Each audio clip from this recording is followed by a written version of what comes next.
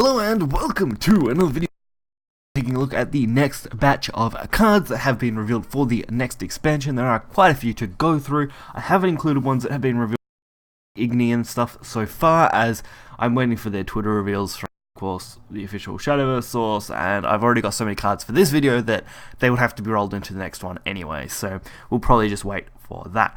But getting that out of the way, we'll start off with the first one here. It's Hoverboard Mercenary. It's a 2-drop, a 1/2 neutral Mecha card, which is fine. It's a fanfare. Put a random Makena card from your deck into your hand. And that's pretty straightforward. There's not a lot to say. It's a half-decent tutor. I mean, that's really about it, since it is completely random, of course. It's an okay tutor, for sure, especially being neutral. Then we have a Mecha Book Sorcerer, a 5-drop, a 3/4 Runecraft Makena card. It is a fanfare. Give your leader the following effect. Whenever you put a Makena card, recover 1 play point. So whenever you're playing one, recovering a play point, that's okay. It's not stackable, so you can't get multiple. It does give Rune basically a Deus Ex Machina feel to it, which is quite funny, so that could be really interesting and quite fun to play. It does give Rune some decent support as well, which is nice for the archetype, so that could be some decent possibility to actually play one of those decks. Then we have Dragon's Hoard, so it is a 1-drop gold amulet for Dragoncraft. Countdown 20, fanfare, enhance 8, subtract 10 from this amulet's countdown, and summon 2 Hellflame Dragons. Then when it gets, whenever an allied follower comes into play, subtract 1 from this amulet's countdown. Last word, summon a Dragon Sphere. So, summoning a Dragon Sphere. Let's see what a Dragon Sphere actually is. So, a Dragon Sphere is a 10-drop gold amulet for Dragoncraft. At the end of your turn, transform all allied followers without ward into Inferno Dragons. So, that's pretty decent, honestly. That's not bad at all. It's a little high on countdown, so it could take 20 followers to get this thing down, but if you're running this in a reasonably fast dragon deck, I suppose it could be possible. I don't know if it'll be meta-defining necessarily, but it'll definitely be a fun card to mess around with and see if it's got any kind of viability at all to it. Then we have a Brave Intervention. It is a 4-drop bronze card for Swordcraft. It does put a random Swordcraft follower that costs 2 play points or less from your deck into play. Deal 4 damage to an enemy follower. So that's actually pretty decent. Putting a random Swordcraft follower that costs 2 play points or less from your deck into play. So basically getting a 2-drop out of it. So it basically makes it a 2-drop value spell. Plus it's milling out your deck a little bit, which is good. And dealing 4 damage to an enemy follower. That could be a potentially decent clear as well. So not an overall bad bronze card. I mean, 4 seems a little high, but since you're already getting 2 play points worth of value minimum out of it, that could be good. Steelclaw, Weven Bruiser, a 3-drop, a 2/3 silver card, Dragoncraft, Makena card, sorry. Fanfare, add an assembly to your hand. Evolve, if there are at least 2 Makena cards in your hand, deal 3 damage to an enemy. Okay, that's not too bad. It is, since it is dragon, it might be a little more awkward, but getting more support for the archetype in dragon is okay as well. And I don't know if I'm a big fan of it being an evolved effect, but I mean it's an effect. Dealing 3 damage to an enemy, quite decent, especially since it can go face. So no qualms with that one. Then we have Puppet Shock, a 3-drop Portalcraft card. Deal 4 damage to an enemy follower. Put a puppet into your hand. So it looks like there's a pretty strong archetype for 3-drops that deal 4 damage, or 4-drops that deal 4 damage, those kind of cards, and getting a little bonus effect that isn't quite super powerful, but this isn't too bad at all. Getting more damage removal, potentially, and potentially even being able to take out a 5-drop with it, is quite respectable using a puppet, so not overall the worst card for a bronze. I think it's a pretty decent bronze overall.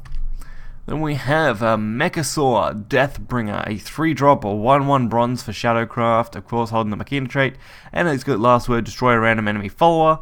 Okay, that's actually not too bad at all. It's basically a Lurching Corpse reprint of some form. Not quite as good stats, a little higher cost, but definitely fits that kind of archetype and can be used really well with other cards again that are in it. Plus, holding the Makena trait means that it's going to survive a lot of things that, of course, it usually wouldn't, and it will support the current Shadowcraft decks that I've been messing around with, for example, which could be quite interesting. Then we have Whirlwind Rhino Roche. So we've also, the Rhinoceros Roche is actually pretty crazy. I mean, it's a 1-drop 1/1 gold card, of course. I never thought we'd see Roche get another version of itself, considering how crazy it was to begin with. For Forestcraft, of course. Fanfare. Plus X plus 0. X equals the number of allied whirlwind Rhino Roches you've played this match. If X is at least 5, gain Storm. At the end of your turn, with the evolve effect of course, at the end of your turn, return this follower to your hand. So it does require evos if you want to return this card to your hand in any practical manner using its own effect. But of course, you don't need to use that. You can use other return effects. The fact that you do need to have at least 5 damage to deal Storm, though, is pretty crazy. I've seen that with an absolutely perfect hand, you could win this in rotation on turn 6. Unlimited could become a bit easier, of course, but ideally you want to be winning with this card on the turn 6. And honestly, considering how it's been redone here, I think it'd be fine. I don't see it being super abusable unless we get a shit ton more support for it that could absolutely throw it out of the water, but really, it should be fine. I thought initially when I saw it being reprinted, I'm like, oh wow, this thing could be absolutely broken and Forest could be a mess, but at best, you're kind of looking at a turn 6 to turn 8 play. I would say on average even a turn 8 play, since it needs to get at least 5 of these things done to really take advantage of its ability, and then you need to of course get even more of them to ramp them up even higher to go for lethal in a single turn. And while that is possible, I just don't see it being super likely. So it's definitely a decent card. There's nothing necessarily bad about it. It's just a little slow, and I think considering what kind of decks will be coming in, especially with something like Mecha Blood, could be crazy fast compared to this. So should be interesting to see if this actually has some decent potential. Then we have Iron Gear Corpsmen. It is a 2-drop, a 2/2 silver card, Shadowcraft, Makena card. It is a ward, Fanfare, Necromancy 6. Randomly put a copy of one of the highest cost allied and Makena followers that have been destroyed this match into your hand. I actually don't mind this card. So because it's a Necromancy, it does mean it doesn't need to have an enhance or anything, so you still get that value for a 2-drop, which is good. It's got ward, which is another good trait. Being a Makena card, it's actually quite good. So a Makena card is usually pretty decent for this, so that should be fine. And being able to get the highest destroyed follower should be good.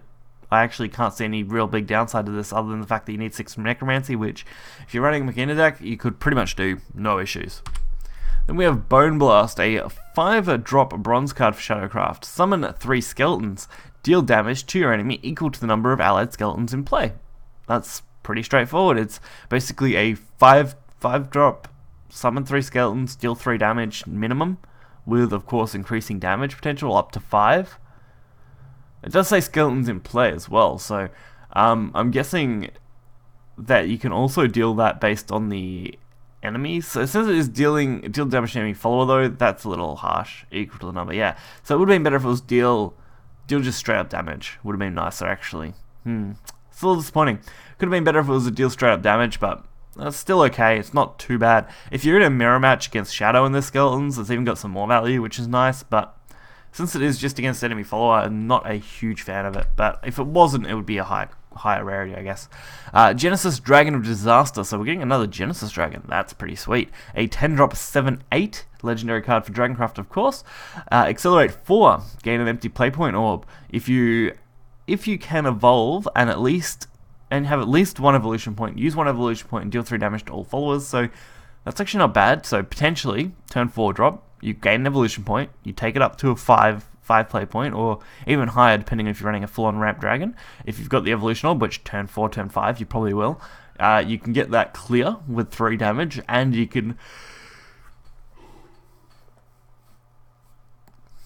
get that ramp, which is nice. And being a 10-drop has Storm, so it's a 7 damage Storm, which is actually not too bad at all. So a nice finisher kind of card and a nice mid-game card. It's nice that it's got that versatility to it. Then we have Artifact Duplicator, a 7-drop 5/5 gold for Portalcraft. Fanfare, randomly summon a copy of a different artifact follower destroyed during this match until your area is full.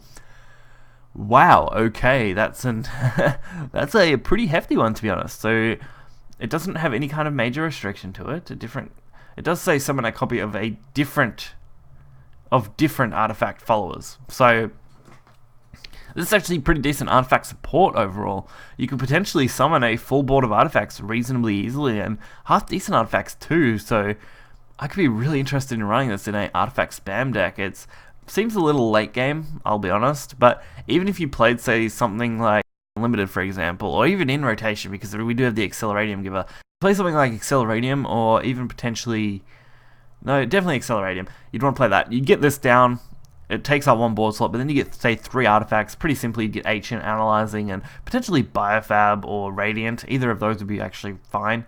You get all of them with a Rush. Radiant, of course, would still have Storm. You could potentially get all 3 play points back, costing this down to 4, and really deal with an opponent's board pretty quickly. So this card definitely has some decent potential in more than just that situation. That's just the one off the top of my head. I'm sure this card has a lot more interesting things that you could do with it, so definitely an interesting one.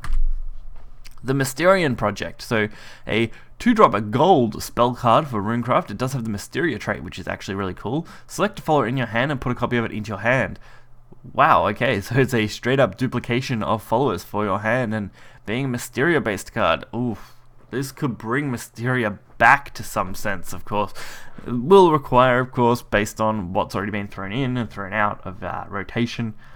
Might be interesting, but I would love to see Mysterio make at least a little bit of a comeback and make it more viable than it used to be.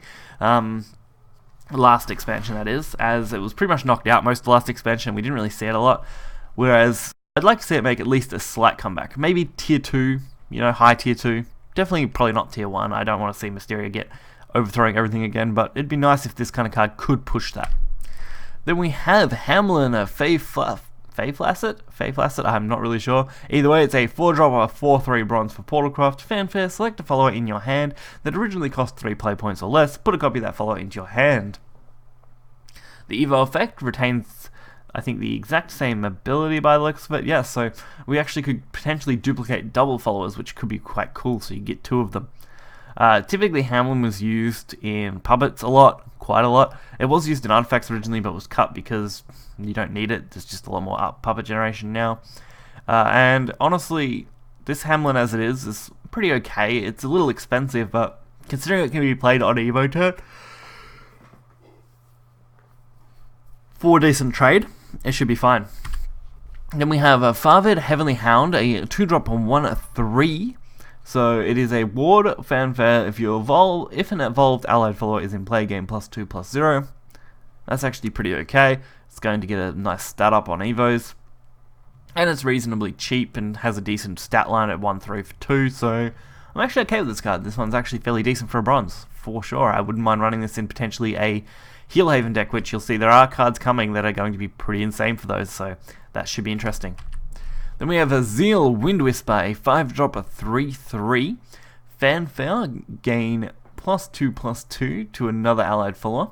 When at Evo, if Overflow is active for you, give an allied follower Storm. So bringing that Zeal Storm follower kind of thing that was going on could be interesting. Giving another Zeal definitely could be interesting overall, as Zeal has some decent potential to create broken combos for cards in Dragon, so could be quite crazy, especially since its base fanfare is giving +2/+2, so play a card, give it +2/+2, play this out, Overflow's active, evolve, give it Storm, so you're guaranteed at least a minimum of the 2 damage off it, plus whatever the base stats of the follower was that you're giving it to, so could be pretty decent, especially on cheap drops, so you could combo it with a 2 or 3 drop to really do some quite decent damage, upwards of 4+ quite easily. Then we have Icarus, Sunbound Wing, a 4-drop, a 3/3 Portalcraft follower. Fanfare, put a random non-artifact card that cost 1 play point or less from your deck into play. The Evo retains the exact same effect, so you're actually going to get double if you Evo Icarus, which is pretty straightforward for Icarus. Icarus already had an effect similar to this, except it was pulling them to your hand, so this one's just randomly summoning a non-artifact and then summoning an artifact. So they are slightly different now that I look at them a little closer. So getting a non-artifact, that's cool. Getting a 1 play point less non-artifact card, that could potentially work out well. And then getting, of course, an artifact that costs 1 play point or less from your deck into play as well is actually quite decent. So for a 4-drop on turn 4, again, another good one that you could play out and get some decent value out of for a silver card. So definitely not bad at all. And I think that is the last card for this video. I think we had about 18 cards. There was quite a bit to go over. Very few token cards. I think we only had the 1 Dragon one off the top of my head. But honestly, pretty cool, the cards that we've seen so far. I'm definitely looking forward to seeing more of these. This expansion's had a lot of, reminiscent cards, of course, which is its base. They're returning a lot of cards to Glory, bringing a lot of cards back. I believe there's things like Unica and stuff that are going to be coming back. Elena's Prayer gets some form of card as well, and a legendary for Haven, and there are just so many cards coming, and hopefully you guys will enjoy seeing all these. So we're going to be checking those out as they roll out on the official Twitter. If you guys did enjoy this video, hit the like button, subscribe. Until next time, guys, see ya.